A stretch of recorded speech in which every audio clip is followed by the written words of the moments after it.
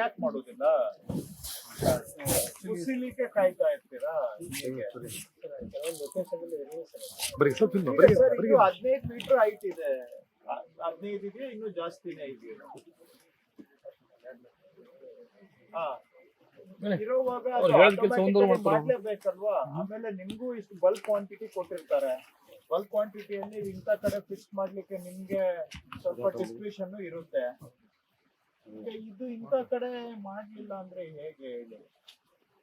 ತಲೆಯಲ್ಲೇ ಇರೋದು ಏನ್ ಮಾಡಿದ್ರು ಆಗ್ತದೆ, ಏನ್ ಮಾಡಿದ್ರು ನಿಜ ಅಲ್ಲ ನೋಡಿ. ನಮಗೂ ಮೀರಿದಂತಹದ್ದು ಪ್ರಕೃತಿ ಇದೆ, ನಾನು ಇಲ್ಲ ಅಂತ ಹೇಳೋದಿಲ್ಲ. ಹಾಗಂತೇಳಿ ಮಾಡೋದನ್ನಾದ್ರೂ ನಾವು ಮಾಡ್ಬೇಕಲ್ಲ. ನಮ್ ಪ್ರಯತ್ನ ಆದ್ರೂ, ನಮ್ ಮನುಷ್ಯನ ಪ್ರಯತ್ನ ಆದ್ರೂ ಮಾಡ್ಬೇಕು. ಈಗ ಇಷ್ಟು ಹೈಟ್ ಇರೋವಾಗ ನೋಡಿದ್ರೆ ಸ್ವಾಭಾವಿಕವಾಗಿ ಕುಸಿಯೋ ಚಾನ್ಸ್ ಇದೆ. ಎಷ್ಟು ಒಂದು 5 ಮೀಟರ್ 8 ಮೀಟರ್ಗೆ ಒಂದು ಹೈಟ್ ವಾಲ್ ಮಾಡಿದ್ರೆ ಹೈಟ್ಗೆ ಅದು ಮೀರಿ ಬಿದ್ರೆ ಏನು ಮಾಡ್ಲಿಕ್ಕೆ ಆಗಲ್ಲ. ಆಗ್ಬೋದು, ಇಲ್ಲ ಅಂತ ಹೇಳೋದಿಲ್ಲ. ಆದ್ರೆ ನೀವು ಮಾಡೋದು ಮಾಡ್ಲಿಲ್ಲ ಅಂದ್ರೆ ಹೇಗೆ? ಈಗ ರೋಡ್ ನಾನು ನೋಡಿದಾಗೆ ಸಾಮಾನ್ಯವಾಗಿ ರೋಡ್ ಮಾಡಕ್ಕೆ ಮೊದಲು ರಿಟೈನಿಂಗ್ ವಾಲ್ ಮಾಡ್ತಾರೆ.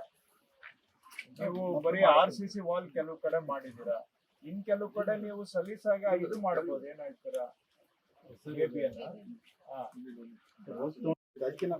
ಈ ಪೋರ್ಷನ್ ಮಾಡ್ಬೇಕಾರೆ ಅದು ಈಗ ವೆಹಿಕಲ್ ಅಡ್ಡಾಡ್ತಾ ಇರ್ತದೆ ಸರ್. ಈಗ ವೆಹಿಕಲ್ ಅದ್ರ ಮೇಲೆ ಇದೆ. ನೀವು ಅದು ಮಾಡಿದಾಗ ಅದು ಮಾಡ್ಬೇಕಾಗಿತ್ತು. ಇಲ್ಲ, ಅದು vehicle you fix the edges and then you start the intermediary. ಈಗ ಅದು ಮಾಡಿದಾಗ ಅದು ಯಾಕೆ ಮಾಡಬಾರ್ದು ಹೇಳ್ಬಿಡಿ ನನಗೆ. ಕಾಮನ್ ಸೆನ್ಸ್ ಹೇಳಿ. ವೆಹಿಕಲ್ ಮೂವ್ಮೆಂಟ್ ಈ ಸೈಡ್ ಕೊಟ್ಟಿದ್ದೆ ಸರ್, ಆ ಟೈಮ್ ಇಲ್ಲಿ ಈ ವಾಲ್ ಬಂದ್ ಮಾಡಿ ಒಂದು ವರ್ಷ ಆಗ್ತದೆ. See, it is going to be outside the carriageway.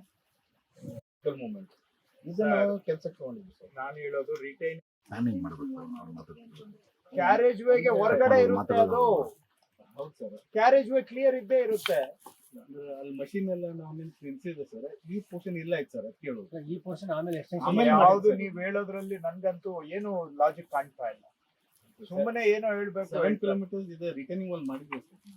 ಈ ಕಡೆ ಯಾಕೆ ಮಾಡಿಲ್ಲ? ಇದು ಮಾಡಾದ್ಮೇಲೆ ಅದಂದ್ರೆ ವೆಹಿಕಲ್ ಅಲ್ಲಿ ಮೂವ್ಮೆಂಟ್ ಇದೆ, ಸಂಬಂಧನೇ ಇಲ್ಲ. ಇದು ನೀವು ಮಾಡಿದ್ಮೇಲೆ ಇದರ ಜೊತೆಗೇನೆ ಅಲ್ಲಿ ರಿಟೈನಿಂಗ್ ವಾಲ್ ಮಾಡ್ಬೇಕಾಗಿತ್ತು.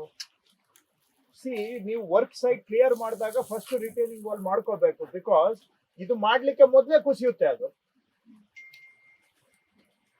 ಇದಕ್ಕೂ ಕುಸಿಯೋದಕ್ಕೂ ಸಂಬಂಧ ಇಲ್ಲ. ಅದು ಮೊಮೆಂಟ್ ನೀವು ಸೈಡ್ ಟಚ್ ಮಾಡಿದ್ರೆ ಅದು ಎನಿ ಟೈಮ್ ಅದು ಕುಸಿಯುತ್ತೆ.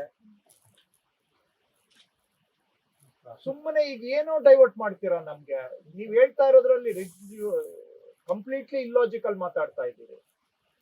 ನೀವು ಇಂಜಿನಿಯರ್ ಏನೋ ಗೊತ್ತಿಲ್ಲ, but you are not talking like an engineer. Definitely I am not an engineer, but I have common sense. ಇದಕ್ಕೂ ರಿಟೈನಿಂಗ್ ವಾಲ್ಗೂ ಏನ್ ಸಂಬಂಧ? ಸಾಮಾನ್ಯವಾಗಿ ಫಸ್ಟ್ ಸೈಟ್ ಅಲ್ಲಿ ಬಂದೋಬಸ್ತ್ ಮಾಡ್ಕೋತಾರೆ, ಆಮೇಲೆ ಉಳಿದಿದ್ದ ಕೆಲಸ ಮಾಡ್ತಾರೆ.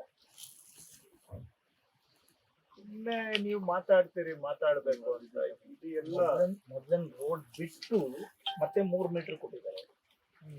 ಆರಾಮ್ ಆ ರೋಡ್ ಪ್ರಯತ್ನ ಮಾಡೋದು ಬೇಡ, ಮೊದಲೇ ಮಾಡ್ಕೊಂಡು ಬರ್ಬೋದು. ಇವತ್ತು ಮಾತಾಡೋದು ಸುಮ್ಮನೆ ಮಾತಾಡೋದು. Original carriage wall less sir. 7 metre ಅಷ್ಟೇ ಇತ್ತು ಆಗ್ತದೆ. 7 ಮೀಟರ್ 7 ಮೀಟರ್ 3 ಮೀಟರ್ ವೈಡನ್ ಮಾಡಿದಾಗ ನೀವು ಫಸ್ಟ್ ರಿಟೈನಿಂಗ್ ವಾಲ್ ಮಾಡಬೇಕು. ಬಿಕಾಸ್ ಸ್ಲೋಪ್ ಇದ್ದಿದ್ದು ಇನ್ನೂ ನೀವು ಸ್ಟೀಪ್ ಆಗ್ತಾ ಇದೆ. 3 ಮೀಟರ್ಸ್ ಕಟ್ ಮಾಡಿದಾಗ ಇನ್ನೂ ತೀಕ್ಷ್ಣ ಆಯ್ತು. So first thing you should do is retaining wall. ಏನೋ ಮಾತಾಡ್ತೀರಿ. ನಿಮ್ಗೆ ಅಗ್ರಿಮೆಂಟ್ ಅಲ್ಲಿ ಏನಿದೆ ನೋಡಿ, ಎಫ್ಐಆರ್ ಮಾಡಿ, ಆಗ ಗೊತ್ತಾಗ್ತದೆ. ಫಾರೆಸ್ಟ್ ಕ್ಲಿಯರೆನ್ಸ್ ಅಲ್ಲಿ ಕಂಡೀಷನ್ ಇದೆ ಸರ್. ಕಂಡೀಷನ್ ಏನಿದೆ ಅದನ್ನ ಮೊದಲು ಫಾಲೋ ಮಾಡಿ. They should take measures for the SMC. Detention wall and all.